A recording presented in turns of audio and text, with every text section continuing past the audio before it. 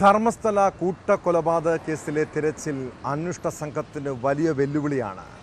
ഏക്കറുകളോളം വ്യാപിച്ചു കിടക്കുന്ന വനമേഖലയിൽ ശുചീകരണ തൊഴിലാളി ചൂണ്ടിക്കാണിച്ച സ്ഥലങ്ങളിലെ പരിശോധന 7 ദിവസം പിന്നിടുന്നു. പോയിന്റ് 11ലെയും 12ലെയും പരിശോധന പൂർത്തിയായതോടെ ഇനി അന്വേഷണം നിർണായക ഘട്ടത്തിലേക്ക് നീങ്ങുന്നു. കഴിഞ്ഞ ദിവസം കണ്ടെത്തിയ മനുഷ്യാസ്ഥികൂടവും 60ഓളം അസ്ഥികളും ഫോറൻസിക് പരിശോധനയ്ക്കായി ബംഗളൂരുവിലേക്ക് അയച്ചിട്ടുണ്ട്. സാക്ഷി ചൂണ്ടിക്കാട്ടുന്ന പുതിയിടങ്ങളിൽ മാർക്ക് ചെയ്യുന്നത് സംബന്ധിച്ച തീരുമാനം ഉടനുണ്ടാകും. കേസിൽ തെളിവുകൾ തേടി കൂടുതൽ സ്ഥലങ്ങളിൽ തെരച്ചിൽ നടത്താനാണ് SITയുടെ തീരുമാനം.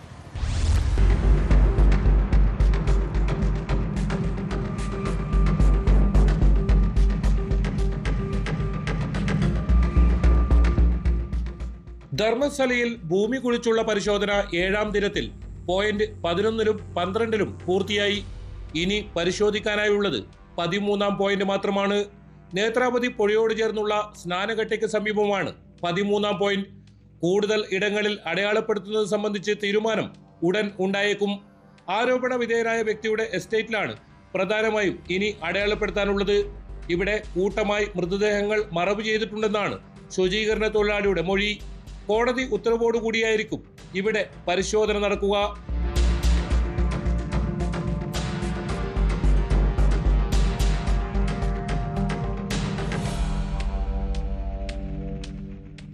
കഴിഞ്ഞ ദിവസം ബംഗളക്കുന്നിൽ നിന്നും കണ്ടെത്തിയത് മനുഷ്യാസ്ഥികൂടവും 60ഓളം അസ്ഥികളുമാണ്. ഇവ വിദഗ്ധ പരിശോധനയ്ക്കായി ബംഗളൂരുവിലെ ഫോറൻസിക് ലാബോറട്ടറിയിലേക്ക് അയച്ചിട്ടുണ്ട്. മൃതദേഹ അവശിഷ്ടങ്ങൾക്കരികിൽ നിന്ന് സ്ത്രീയുടെ വസ്ത്രവും ചില വസ്തുക്കളും ലഭിച്ചിരുന്നു. മൃതദേഹാവശിഷ്ടങ്ങൾക്ക് എത്ര പഴക്കമുണ്ട്, ഏത് രീതിയിലാണ് മരണം തുടങ്ങിയവ ഫോറൻസിക് ഫലം ലഭിച്ചാൽ മാത്രമേ അറിയാനാകൂ. നിലവിൽ ഇതും SIT അന്വേഷണ പരിധിയിലാണ്.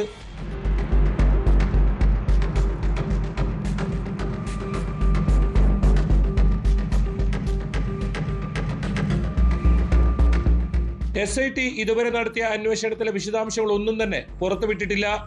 അന്വേഷണം പ്രാഥമിക ഘട്ടത്തിലാണെന്നാണ് DGPയുടെ വിശദീകരണം.